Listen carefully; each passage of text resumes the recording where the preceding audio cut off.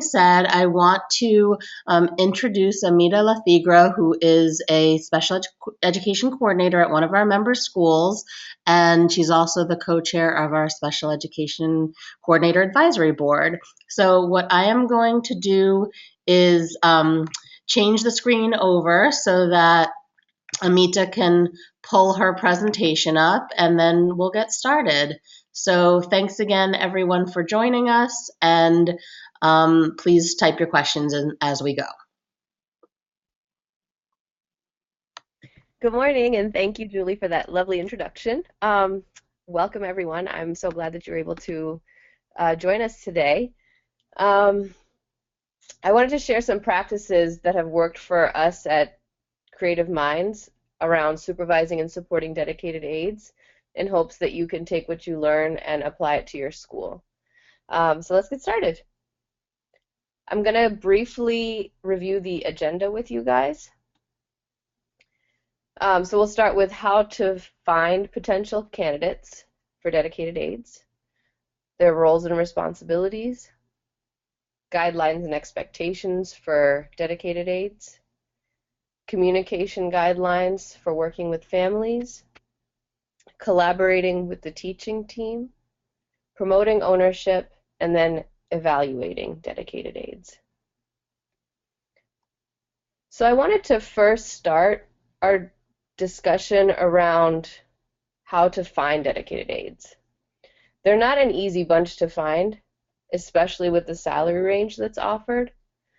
We put up Craigslist ads as well as ads on multiple job boards to get the word out. After a reasonable amount of resumes are received, we review them pretty briefly and create a list of 10 to 15 people to call if we were able to find that many that are reasonable candidates. Depending on the urgency of our needs, we'll either reach out via email to schedule a phone interview or cold call the potential candidates to discuss the opportunity. Within the first 2 minutes of the conversation, we provide the salary range to determine if the salary is something that the candidate can work with. This allows us to move the selection process along pretty quickly and doesn't waste anyone's time in this round of calling people. This is the general gist of the questions and the script that I use when I'm interviewing candidates. Thanks for your interest in the dedicated aide position at our school. Before I get started on asking you questions about your work experience with children, I want to get a sense of whether this position is something that will work for you. We are offering $20,000 to $25,000 per year for this position based upon your experience with children. Is this something that you can work with? So within that frame of time, if this is something that they can work with in terms of salary, the questions that I'm going to share now are the ones that we ask to follow up. The first is, can you tell us a little bit about your experience working with kids? And so for here, I'm looking for a description of their work history, not 1 or 2 words about the fact that they've worked with kids. We've had candidates really quickly fall out of the running with overly simplistic answers. The second question I ask is, what kind of experience do you have working with kids with special needs? The third question, of course, is why are you interested in applying for a position at Creative Minds? I'm not looking necessarily for an in-depth critical review of our program, but at least that they have an idea of what we do at our school. And then, of course, I share a nice description of what we do. The fourth question, if it's an immediate need, is can you start immediately? And then the fifth thing we discuss is I give a broader overview of our school program, professional expectations, and timeliness, if we feel it's worth actually pursuing additional conversations with that individual. So if a candidate strikes us as someone worth meeting in person after the phone interview, we bring them in for an in-person conversation and try them out in the classroom that they will be working in, or we'll pull a small group of students for the aide to do a read aloud with. In other cases, we've had the aide actually interact with the child that we are looking for the aide for. In the case of our summer hires, we introduce the aide hired to the family during the onboarding process, just to make sure that they're part of the conversation of finding someone that's going to support their child. Now, I realize that this process that we go through doesn't apply to dependent charter schools at this time, but the one thing I can say about this is that dependent charters should be excited to become independent, because they'll be able to make determinations on whether a child needs a dedicated aid with the IEP team. So that's a huge plus. So now let's talk about dedicated aides and their roles within the school setting. Dedicated aides are typically brought in to help support the learning of our most challenging students. Now, this doesn't necessarily mean that they're only supporting our most behaviorally challenging kids, but it also means that they support the learning of our children who need the most support and have significant difficulty navigating the learning environment without a helping hand. Our vision for dedicated aides is that they provide the support the child needs to be included in the general education setting to the extent possible. We feel that the aide is the individual who facilitates the child's integration into the classroom and provides instructional support to the child. I'm also aware that this is not typically the way all schools incorporate dedicated aides, but our hope is that dedicated aides become a bigger part of our school community and learn how crucial their role is in the success of the students they support. In order to effectively support the dedicated aides, we feel it's important to set up guidelines around what the expectations are for their job and how they're expected to fulfill their job duties. A good starting place is the job description that outlines the responsibilities of a dedicated aide. I'm going to show you guys what our job description looks like at Creative Minds so you can get a sense of what we expect our aides to do.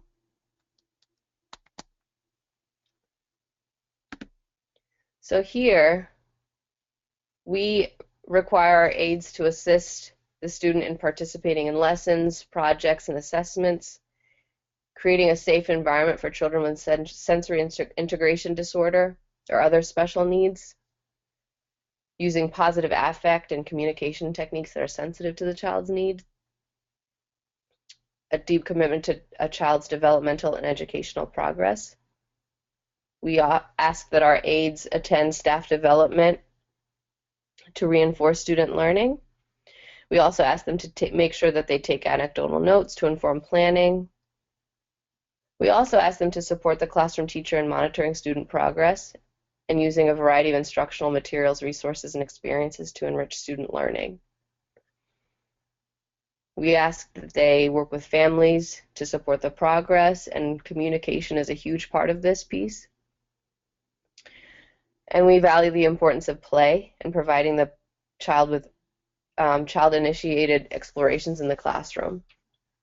These are just some of the things that we're looking for our dedicated aides to fulfill at our school. And these materials that I'm sharing with you today will be available on the Special Ed Co-op website for your use and adaptation for your school environment. Go back to the presentation. So in the onboarding process, the first thing we do when we hire a dedicated aide is establish guidelines on timeliness to work, professional expectations, and guidelines on communicating with parents, which I've also included and will share with you in just a second.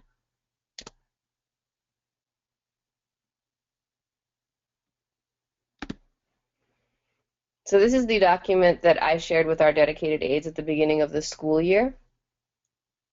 Just to remind them of the expectations in terms of communicating with the families, to show positive affect, communicating positively to the parent about the child's day.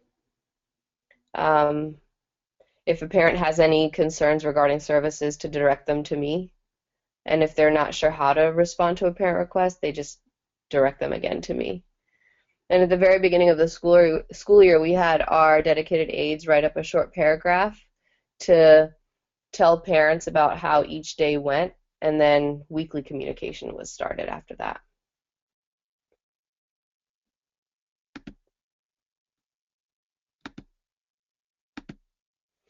So We introduce each dedicated aide who works with a child to the family they are working with to ensure the parents feel comfortable with the person who will be providing the support to their student. In some cases, we have allowed parents to meet the aide in advance of the start of the school year to ease their anxiety about school, because our kids who need aides typically have a lot of needs. After the initial start, we ask dedicated aides to provide weekly communication to families that shows this child's progress in the areas outlined by their IEP.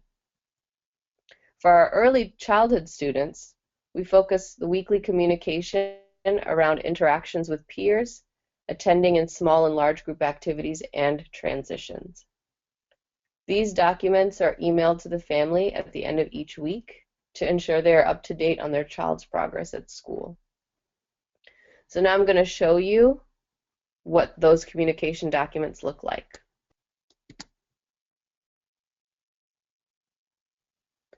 This is our early childhood weekly tracker.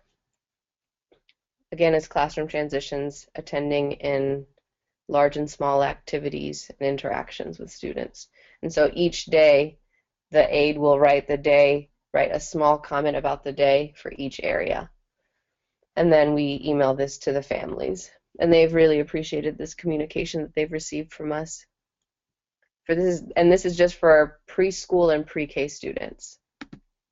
For our students in K through 4, they receive this document, which is a bit more specific because it outlines the IEP goals. It has each day with a block that the teacher can put a comment into. And you'll notice that not every single day has a comment about every single goal, because that's not necessarily so realistic in terms of reporting. But where possible, the teacher shares what the child was doing in terms of working towards mastering this goal.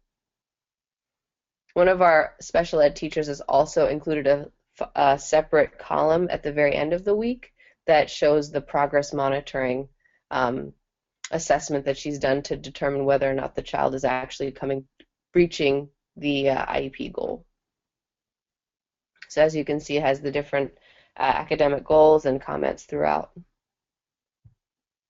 for all the different areas that the child has goals in. And again, you can find this on the Special Ed Co-op website and adapt it to your school. Amita, this is Julie. Just a quick question. Is the aide completing this form, or is the special ed teacher doing it?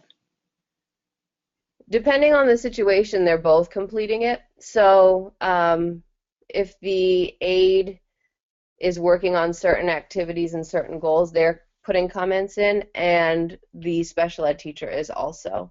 So we have some of these documents in Google Doc form so that both parties can comment in it, and then we share the information with the parents.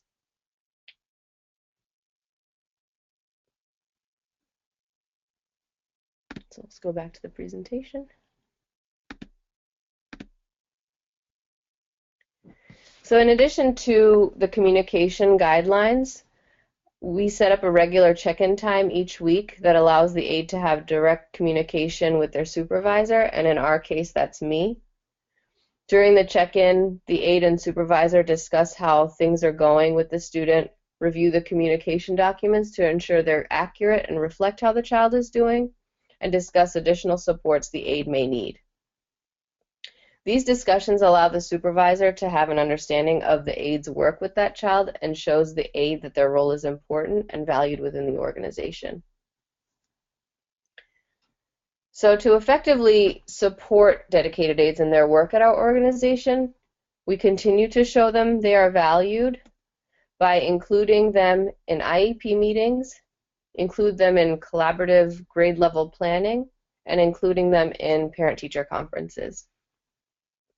At IEP meetings, aides are asked to provide input on the child's progress socially, emotionally, and academically. Since our aides are also providing instructional support in IEP goal attainment, aides are asked to provide specific information about the child's progress on academic goals. Our aides are supported by the special education teacher, who is the child's case manager. And the special education teacher supervises the aide's delivery of instruction around IEP goals and provides guidance on how to best achieve the goals. Each grade level at our school also collaboratively plans, and aides are always included in the planning process. Because aides are there to provide support to a child in the general education setting, to us it's imperative that they understand what the grade level is planning instructionally so they can determine how to best support their student in accessing instruction in all parts of the day. Within planning, the aide has an opportunity to then discuss what is being learned, what the general educator expects from the child, and what modifications they may need to make in order to attain mastery of the concept or participate in the activity. During parent-teacher conferences, aides are included in the conversation about overall progress within the classroom. And this is to ensure that the aide, teacher, and parent are all on the same page regarding progress. So we do all of this communication, collaboration, and involvement to empower the aide to make decisions that directly benefit the student and his or her peers. This sense of ownership is key in our organization because the staff here is asked to take a lot of initiative to step in where they see a need. As a result, our aides feel included in the CMI community.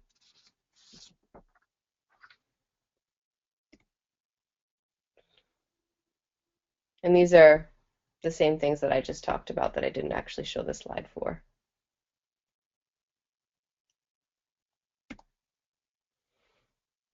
So the work we do to set up our aides for success has to be evaluated in some capacity. So we developed a dedicated aide evaluation tool that I'm going to show you now.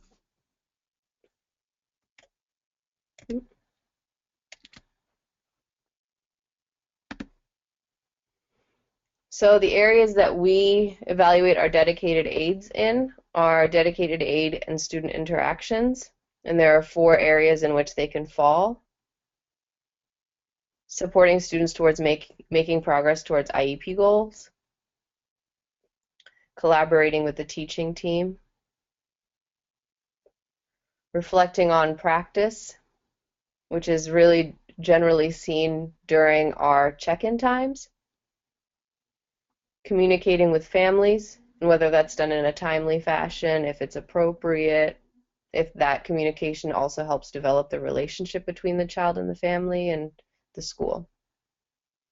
Participating in a professional community, and showing professionalism.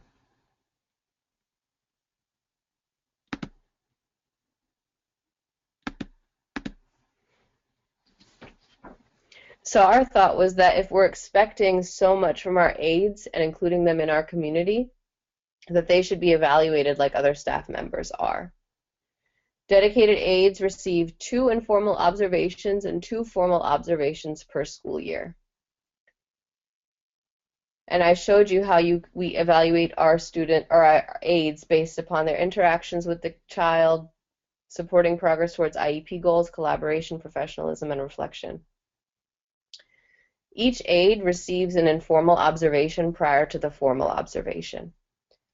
This observation is not scheduled, and the aide is notified that informal observations are starting, but specific times and dates are not shared.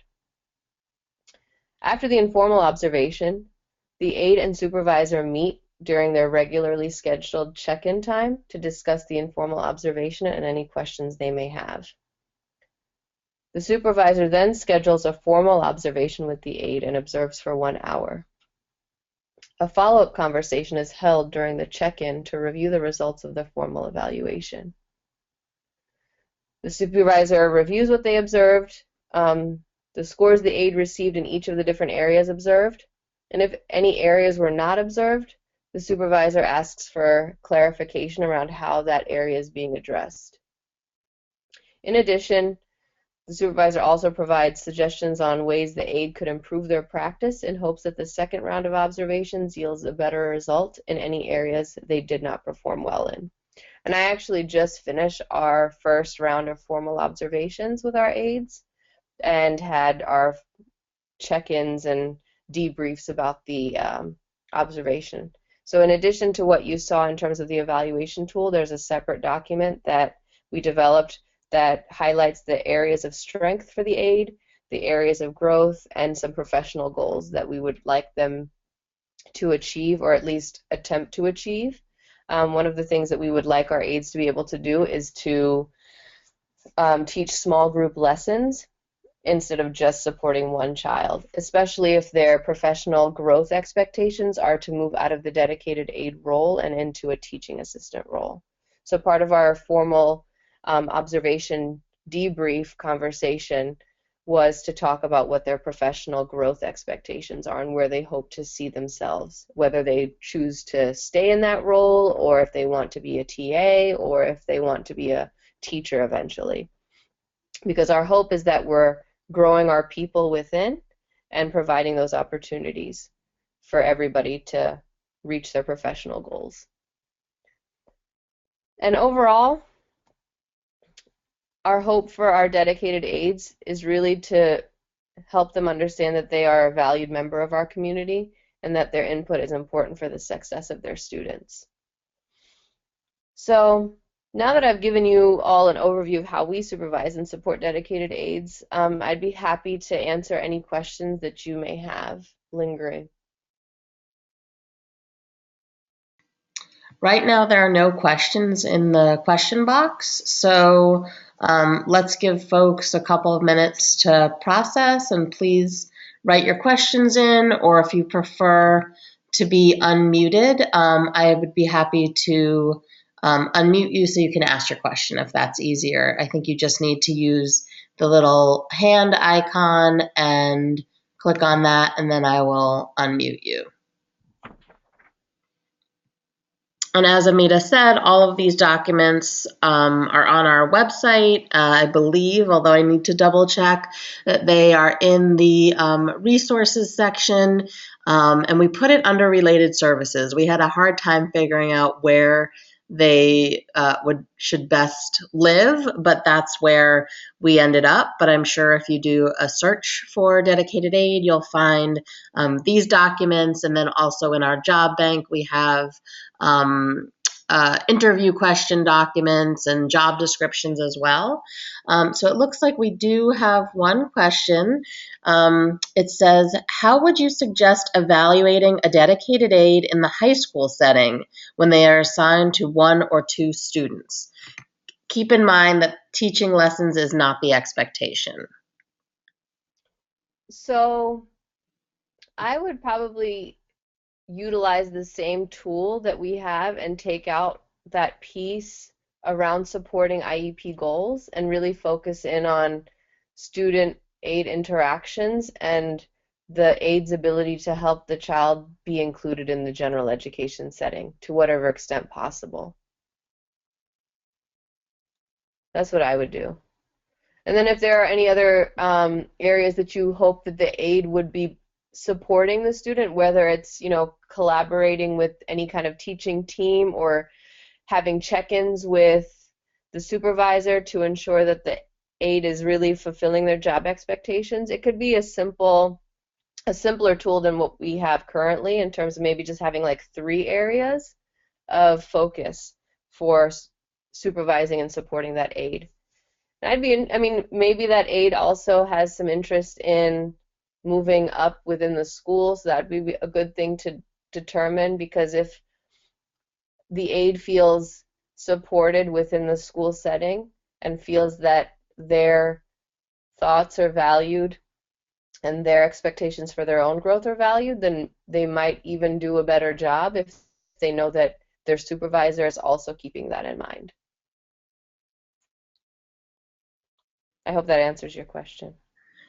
Great. Well, I'm looking, and there are no follow-up questions on that one. We can definitely, I think, continue this discussion on the SEC listserv. I think these questions are important, and what I really appreciate about this webinar and about your take on it, Amita, is I think you're professionalizing the aides in a way that I think a lot of us don't normally think about doing. I think you're right. It's a great opportunity to develop folks that are a part of the school and maybe have a talent for relating to students, but don't have the experience or the educational background. So I really appreciate this perspective. It's given me a lot to think about.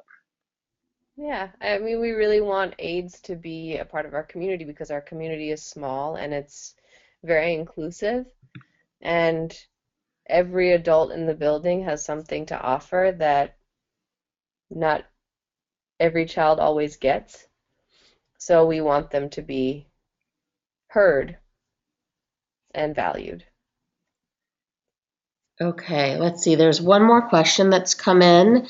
It says, what are some strategies around communication and collaboration that can support co-teacher to dedicated aide relationships? For example, resistance from classroom teachers to fully integrating and utilizing dedicated aides. How can this be surmounted? Good question. That is a great question. Um, I don't know in the case of what this particular member is talking about if there's been any effort to include the aide in any planning, because if it's a co-teaching situation, then those co-teachers ideally are sitting down and planning together. Um, I think inviting the aide into the conversation is a great first step, and maybe that needs to be something that the supervisor of the dedicated aide offers up as an opportunity to the co-teachers to get to know the person who's supporting one of their students in the classroom. Because if the aide is in there listening to what is going on within the general education setting and is also providing that child with support, then they might have something to offer in terms of planning and instruction that the co-teachers might not have thought about in terms of modifications or accommodations for kids both the aide is supporting and for other kids within the classroom.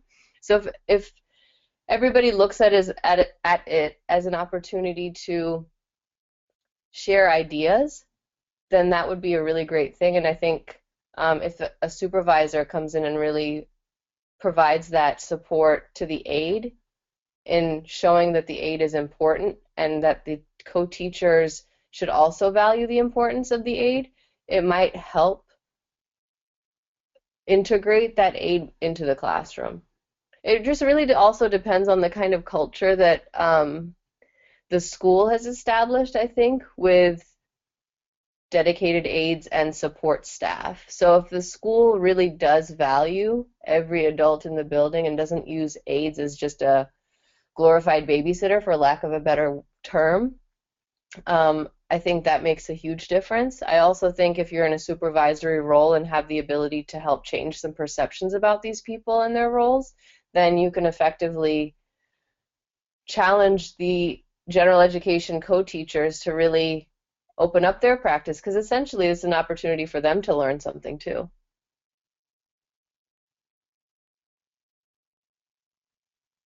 So that's my take on it. Great. Thanks, Amita. I think that just to let you know, people are saying thank you, good suggestion. I'm not interrupting. We're just moving through questions. For the folks who are having trouble finding the documents on the website, I want to make sure that you have that link. I'm going to see if I can locate it now. You would also have to be logged in as a member to the website in order to access it. So that could be one of the issues. Let me know if you do not have a member login and we'll send it to you.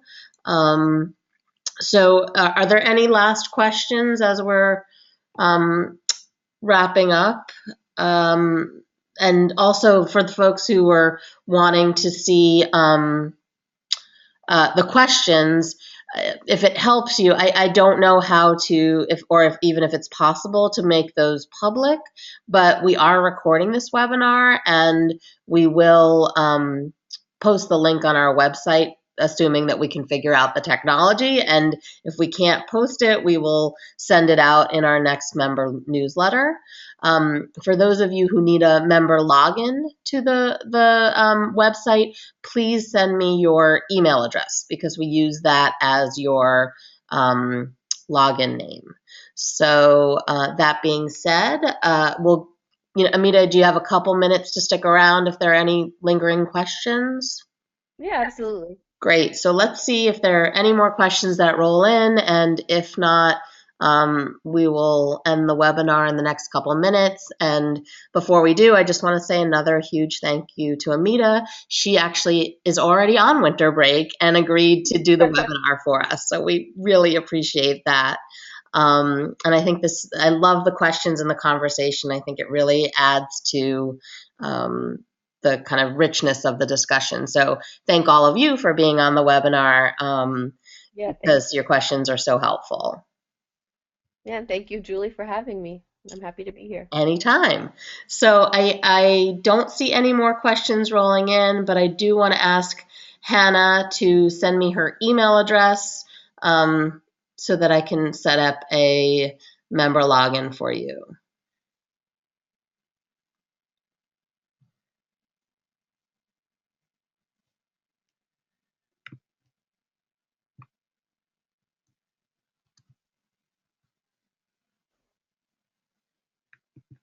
So I think that doesn't seem like there are any more questions, and I will follow up with Hannah to make sure that you get your login. So I think what we'll do is just end the webinar. I will be sending out the link to the tools that Amita has shared with us. I'll send that out through our member newsletter. They will be posted on the website once I figure out where we put them. And we will also put the link to the webinar so if folks want to re-listen or share with a friend. That's great too. So that being said, thank you so much, everyone, for participating with us this morning, and have a wonderful winter break. We'll see you in January.